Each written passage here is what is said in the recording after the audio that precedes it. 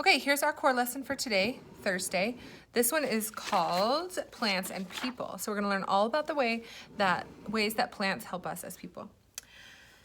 Where would we be without plants? The truth is that life for animals, insects, and human beings would be impossible if it weren't for plants.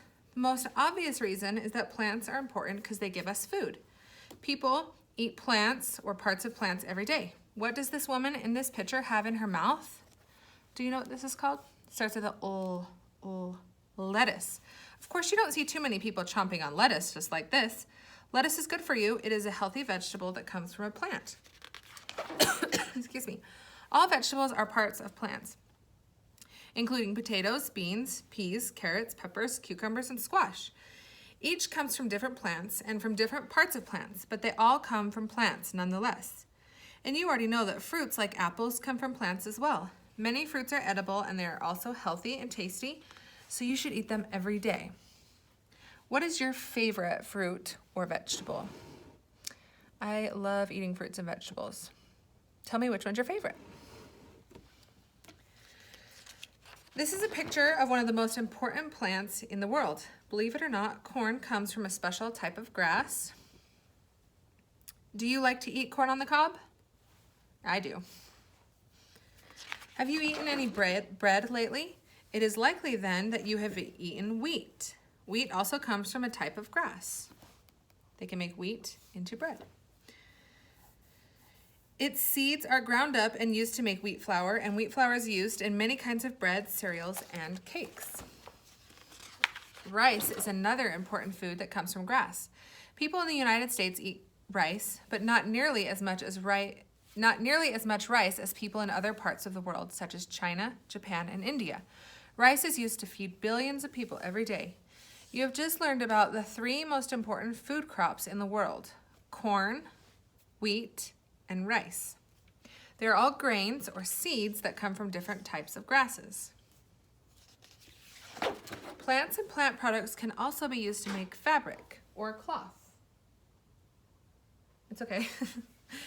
Fabric are used to make clothing, blankets, or other everyday things. This picture shows cotton plants. Fluffy white cotton is often dyed or colored to make colorful clothing and blankets. Cotton is what most of our clothing is made out of, and it comes from a plant. When people are feeling sick or sad, it is nice to give them a bouquet of flowers. Flowers can cheer people up and let them know that they are loved. Have you ever received or given flowers before?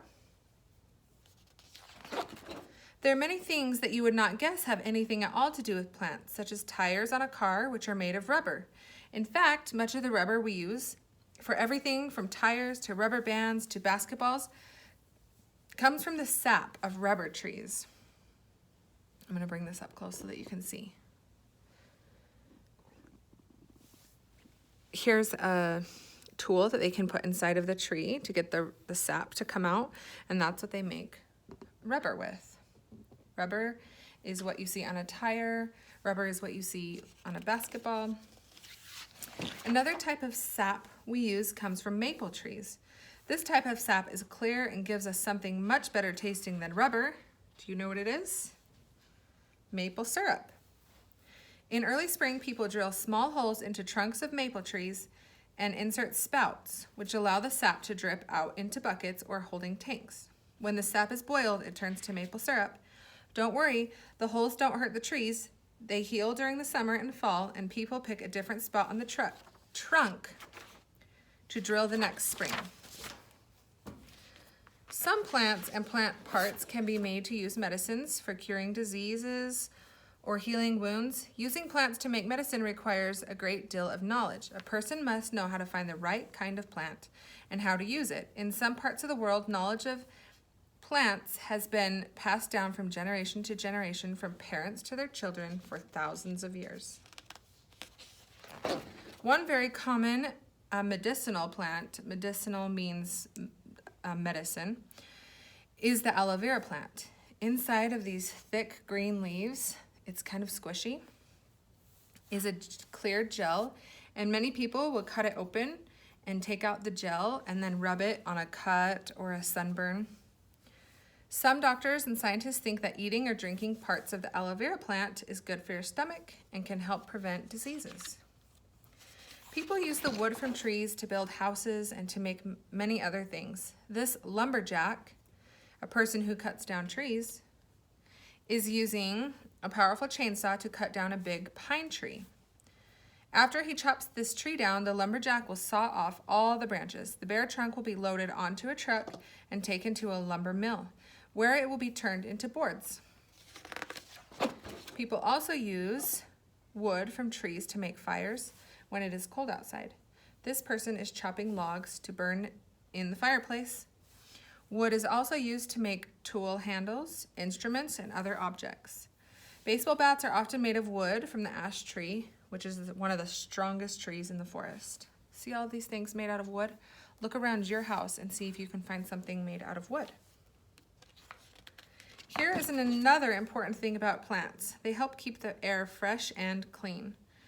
When plants make their own food, they release oxygen into the air. When you breathe in, that same oxygen travels to your lungs. Oxygen keeps you alive. You need oxygen all day, every day. Can you see now that plants are very important for people and for animals? How does the cotton plant help us? Cotton, that was the one with the white fluffy stuff. Cotton is used to help make our clothes or blankets. What kind of plant help us make car tires, basketballs, or rubber bands? Do you remember what that one's called? Rubber bands. Those are rubber trees. How do plants help people breathe? That was right at the very end. They give us oxygen so that we can breathe. Which of the ways that people use plants surprises you the most? I was pretty surprised about the rubber tree. I had no idea that rubber was made out of the sap that's inside of the rubber tree. All right, say the word bouquet with me. Bouquet. How many syllables? Bouquet. 2. A bouquet is a group or a bunch of flowers.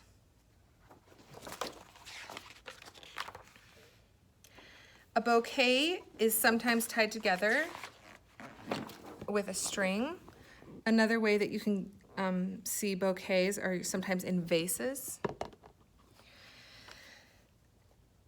Ava gave her mother a bouquet of flowers for her birthday. Tell me who you would like to give a bouquet of flowers to and why. Try to use the word bouquet when you tell about it. So if you were here in the class today, I would say, who can use the word bouquet in a sentence and tell me who they would want to give a bouquet of flowers to? If it were me, I would say, I would give a bouquet of flowers to my grandma because it would make her happy. Who would you give a bouquet of flowers to? Maybe if you have a chance today to go outside and look for some flowers, I noticed that the flowers at the front of Jefferson Academy are starting to bloom. The little tulips, they've started to sprout out. They have their roots, now they're sprouting out and they're about to bloom. It's so exciting to see the flowers bloom out there. It kind of gives you a chance to look around and observe the world around us. So I hope you get a chance to do that in the next couple days. Talk to you soon.